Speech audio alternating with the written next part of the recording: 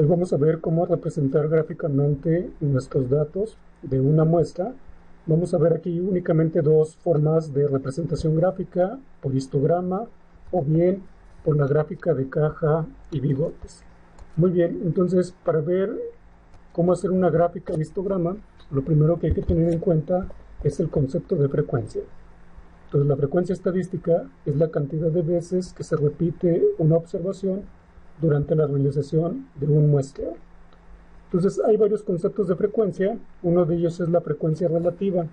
La frecuencia relativa se calcula a partir de esta formulita, donde este término de aquí es el número de veces que aparece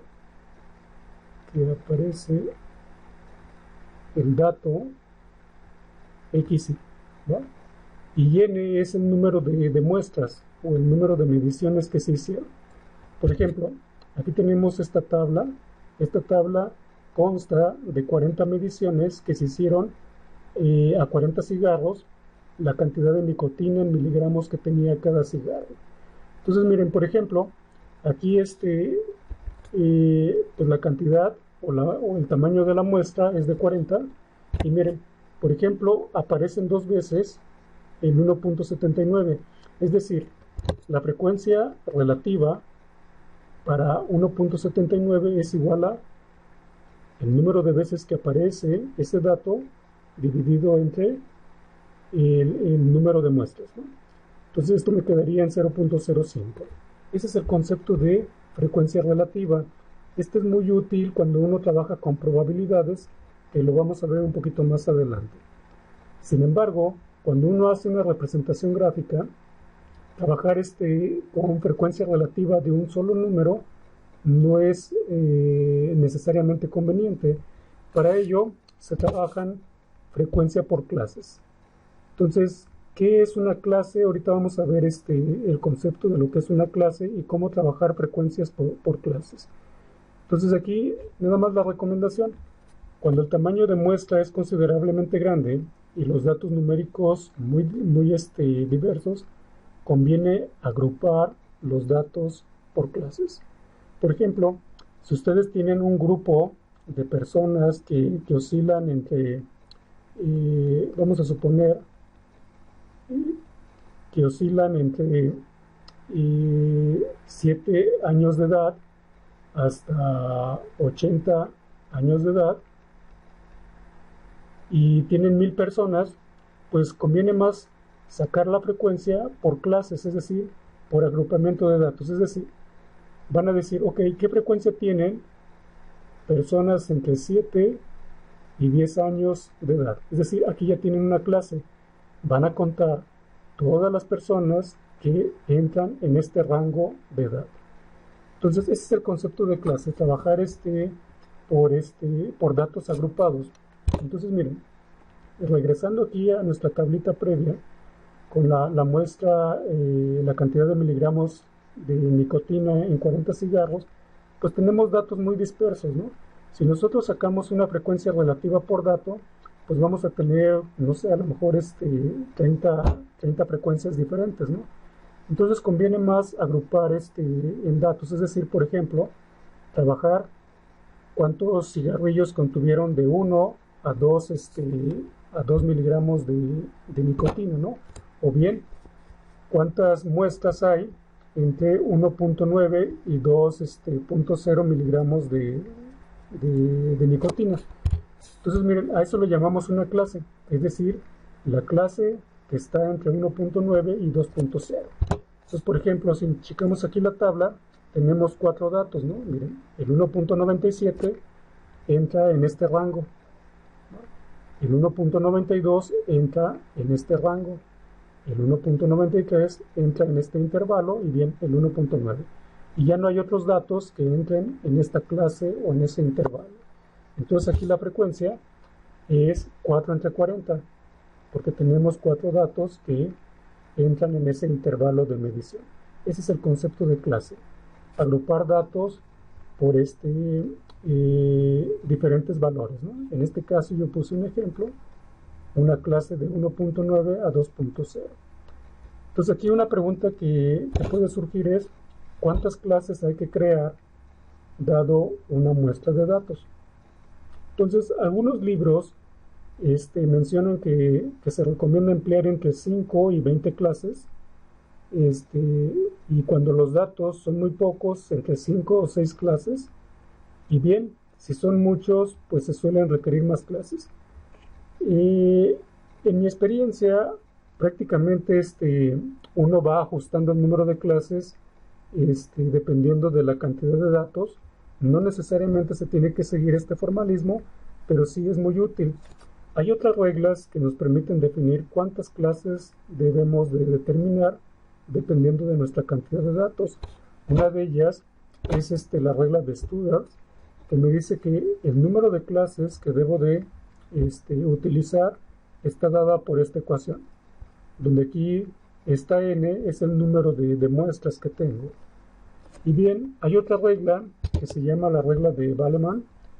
En este caso, el número de clases que debo de construir debe de ser proporcional o igual a la raíz cuadrada del número de datos que tengo. Y esto es muy aplicable cuando el número de datos que tengo es menor a 50. Entonces, puede ser que ustedes utilicen esta recomendación que está aquí al inicio o bien estas reglas de acá. Entonces yo voy a utilizar para este ejemplo que estoy trabajando la regla de Balaman. Entonces utilizando la regla de Balaman, el número de clases que voy a construir de estos datos van a ser 6, ¿no? Bueno, hay otro concepto antes de construir las clases. Ya en la diapositiva previa vimos que debemos de construir 6 clases. Ahora la pregunta es, ¿qué ancho o qué intervalo van a tener nuestras clases? Es decir, la clase 1, desde qué dato, vamos a poner aquí desde qué dato hasta qué otro dato la voy a considerar. La clase 2, así también desde qué dato hasta qué otro dato la voy a considerar de ancho, y etcétera, así para cada una de las clases, ¿no?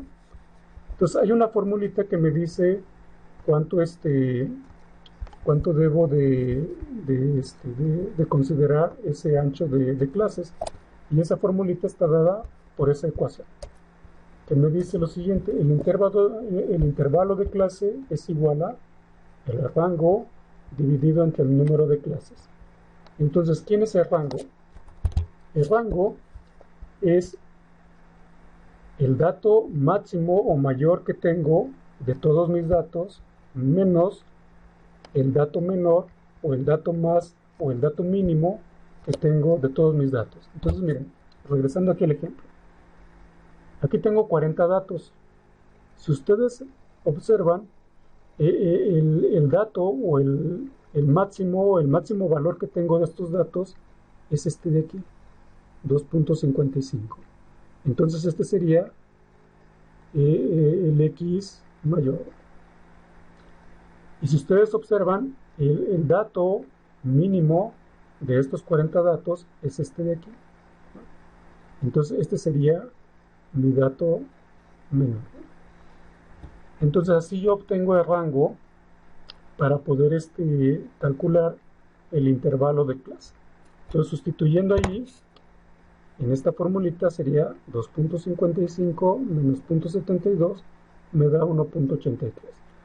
Entonces sustituyo este valor aquí en el intervalo de clase, lo divido entre el número de clases que previamente ya lo calculamos, y entonces me quedaría que cada intervalo de clase va a tener un ancho de 0.30. Entonces, ya que tenemos esa información, vamos a construir nuestras clases. Entonces, para construir nuestras clases, vamos a comenzar con el dato menor, que es este de aquí. Entonces, aquí lo tengo en la tabla. Miren. Comienzo con el dato menor, y el ancho de esta clase va a tener un ancho de 0.30. Entonces, noten, aquí si yo le sumo 0.72 más 0.30, esto me da 1.02. Y por eso acá está el límite superior de esta clase, que sería la clase 1. La siguiente clase, pues sería el siguiente número que procede a este número de aquí. Entonces sería 1.03. A ese 1.03 le tengo que agregar el ancho de clase. Entonces me quedaría así, 1.03 más 0.30, y eso me da 1.33, y etcétera. Entonces así ya tengo mis 6 clases. 1, 2, 3, 4, 5, 6. Cada clase tiene un ancho de 0.30. ¿Cómo lo supe? Por esta formulita. Entonces, ya que tengo ese ancho de clases, ahora sí voy a calcular las frecuencias, es decir, voy a ver cuántos datos de esta tabla 3 entran en esta clase, o sea, cuántos valores entran en este intervalo de datos.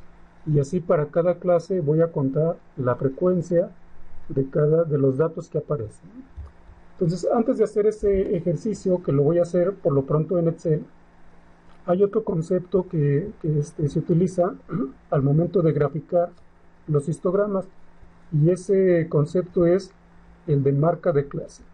La marca de clase no es otra cosa más que el límite inferior de la clase más el límite superior de la clase dividido entre 2. Entonces miren, por ejemplo, para esta clase, el límite inferior es 0.72, el límite superior es 1.02, a eso lo divido entre 2 y eso me da 0.87. Y esa es la marca de la clase. Y así también hago la misma operación para las otras clases. Aquí la marca de la clase para este es 1.18, etc. Bueno, un detalle muy importante que generalmente los libros no lo mencionan, pero esto ya es por la experiencia profesional. Miren, todos estos datos que tengo aquí en la tabla 3 tienen a lo mucho 2 cifras significativas. Entonces, todos los cálculos que se vayan a hacer posteriormente con el análisis de estos datos, a lo mucho deben de tener 2 cifras significativas. Porque si ustedes le agregan más cifras significativas, por ejemplo, al promedio, a la desviación estándar, a la varianza, van a tener un problema que se llama propagación de errores. Y ese es un problema que en la práctica puede originar graves consecuencias. Entonces, mi recomendación, dependiendo de las cifras significativas que tengan ustedes en sus datos, van a mantener esas cifras significativas en todo el cálculo posterior. Bueno, y aquí tengo un ejemplo. Si yo divido 1.83 entre 6, esto me queda 0.31, pero aquí lo reduje a 2 cifras significativas, porque acá nada más tengo 2 cifras significativas. Entonces, voy a mostrar cómo ya que tengo mis clases, voy a mostrarles cómo sacar la frecuencia por cada clase utilizando Excel. Muy bien, aquí ya tengo una interfaz o una hoja de Excel. Como pueden ver, aquí tengo la tabla de los datos que les mostré previamente. Aquí ya puse la columna de las clases y aquí la marca de cada clase. Entonces, para poder sacar un histograma de estos datos en Excel, un histograma por clases, lo que se hace es lo siguiente: se toman los valores superiores de cada clase. Como pueden ver, previamente nosotros calculamos la primera clase que era de 0.72 a 1.02, y noten que aquí simplemente estoy poniendo el límite superior, 1.02. Acá también 1.33, acá también, etc. ¿Por qué hago esto? Porque al momento de calcular la frecuencia con el algoritmo de Excel lo que va a hacer es que todos los números que son menores a 1.02 los va a contar aquí. Ahora acá, todos los números que son menores e igual que 1.33, pero mayores que 1.02, me los va a contar aquí, etcétera, ¿no? Bueno, entonces, para utilizar el paquete o el método de frecuencia de Excel, lo que vamos a hacer es seleccionar todas las celdas que corresponden a los grupos o las clases que vamos a trabajar. aquí como lo pueden ver. Entonces vamos a seleccionar así y en la primera celda ponemos el signo de igual y luego ponemos la palabra frecuencia. Si ustedes tienen configurado Excel en inglés, pues la palabra es frequency. Entonces listo. Por cierto, yo estoy utilizando una versión 2016 de Excel, pero las versiones anteriores y posteriores también es la misma estructura o el mismo método, frecuencia. Entonces aquí abro paréntesis y lo que voy a introducir primero son todos los datos. Entonces voy a seleccionar todos los datos.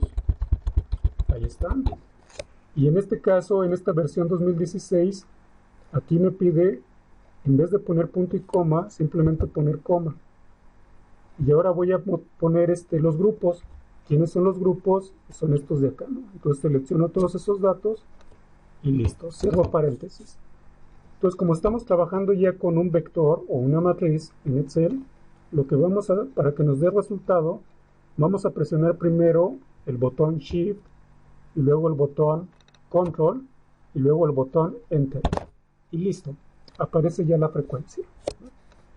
Entonces, lo que me está diciendo Excel aquí en este resultado es que, por ejemplo, mire, el número de cigarros que tienen entre 1.65 y 1.95 miligramos de nicotina son 17.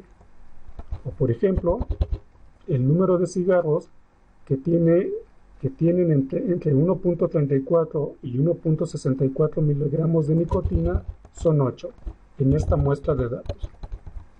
Entonces, antes de pasar a ver cómo graficar este histograma o esas frecuencias, pues de una vez vamos a calcular, por ejemplo, el promedio que vimos previamente, ¿no? Entonces, en Excel, el promedio se puede poner así rápidamente con el método promedio, se abre paréntesis y se seleccionan todos los datos.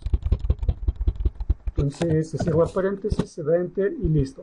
Y miren, noten que el promedio es 1.77 miligramos, ¿no?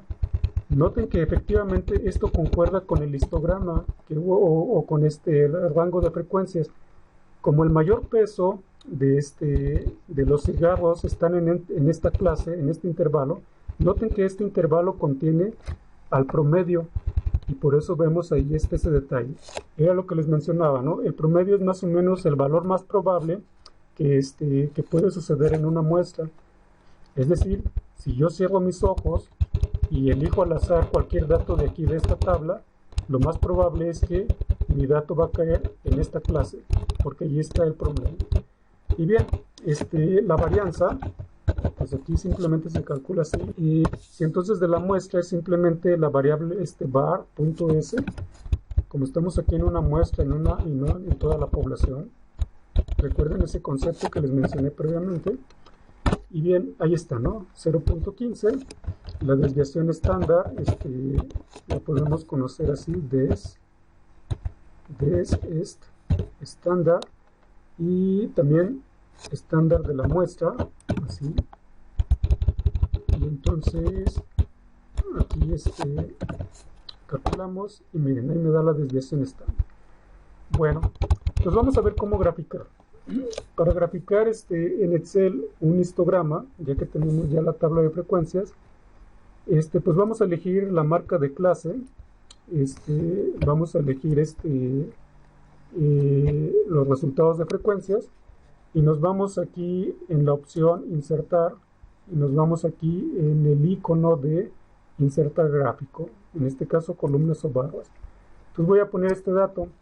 Entonces, obviamente me van a aparecer estos dos datos, las dos columnas, como lo pueden ver aquí.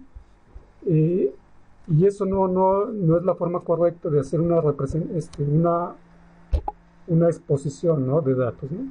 Entonces, lo que voy a hacer, voy a quitar las columnas de la marca de clase, porque esas columnas de marca de clase las voy a poner sobre el eje X. Entonces, para hacerlo, voy a darle botón derecho aquí al gráfico y le pongo seleccionar datos. Entonces a la serie 1, que son las marcas de la clase, las voy a quitar. Ahí está. Entonces lo doy a aceptar, ¿no? Entonces miren, ahí ya está las barras de frecuencia, pero noten que acá en el eje X pues me aparecen otras unidades. Entonces para que me aparezca la marca de clase, voy nuevamente a seleccionar datos y me voy acá sobre el eje horizontal.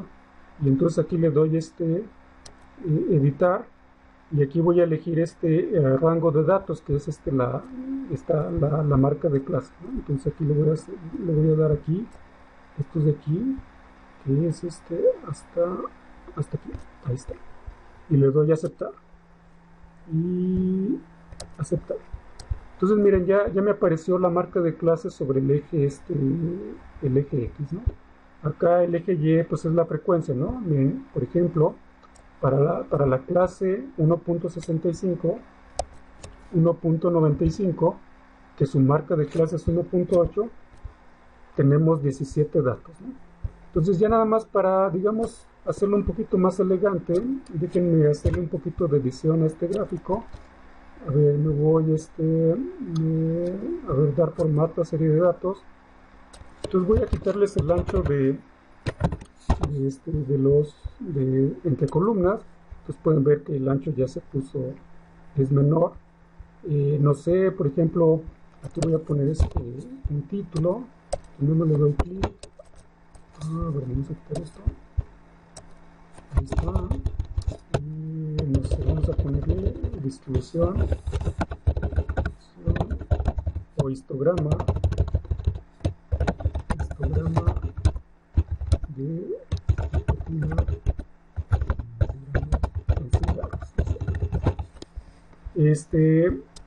déjenme quitar esta leyenda de aquí y por ejemplo voy a darle títulos a los ejes. Entonces déjenme ponerle aquí en este icono, le doy más, aquí le doy títulos.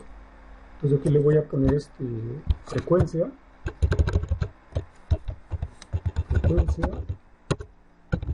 y aquí le voy a poner marca de clase. Vamos a ponerle marca de clase, y pues las unidades es en miligramos, ¿no? Marca de clase en miligramos, y listo, ya tengo mi histograma, ¿no? Entonces muchas empresas no tienen Minitab, entonces cuando uno hace una presentación gráfica o exposición de datos, pues tiene que utilizar lo que tiene a la mano. En este caso, generalmente todas las empresas tienen Microsoft, y como consecuencia tienen Excel, ¿no? Entonces ahí está la forma de cómo sacar histogramas en Excel. Entonces vamos a ver ahorita la otra forma de cómo obtener la otra forma de gráficas que le llaman de caja y bigote en bigotes. Una gráfica de caja y bigotes tiene esta forma, donde la interpretación es la siguiente. Esta barra que va a aparecer acá es el valor extremo superior, es decir, es el dato mayor, el mayor dato que aparece en la muestra. Esta arista de este rectángulo que aparece aquí es lo que le llaman el cuartil superior. Es el cuartil que es, cuartil lo vamos a ver el lunes, qué significa. Y bien, la barra que aparece aquí es el promedio de todos los datos de la muestra, ¿no? Acá esta arista que aparece aquí en este rectángulo es el cuartil inferior, que es el cuartil 1, que también vamos a ver el detalle en el día lunes. Y bien, esta barra de acá es el valor mínimo de todos los datos, es el valor menor. Y aquí, una gráfica de caja y bigotes me permite también representar los datos o los outliers que les mencioné el día de ayer, que son los datos atípicos. Y miren, esta representación gráfica es muy útil porque generalmente hay sesgos con el promedio, es decir, el promedio puede estar sesgado para acá, y entonces aquí me generaría una incertidumbre menor aún a esta distancia desde aquí hasta abajo, ¿no? Pero más detalles los vamos a ver el lunes de la representación o la interpretación de la gráfica de caja y bigotes. Pero ahorita por lo pronto, esta es una interpretación básica de qué significa cada una de las aristas o de los puntos que aparece en una gráfica de caja y bigotes. Entonces vamos a ver en Excel cómo obtener esta gráfica, y entonces vamos a regresar a Excel.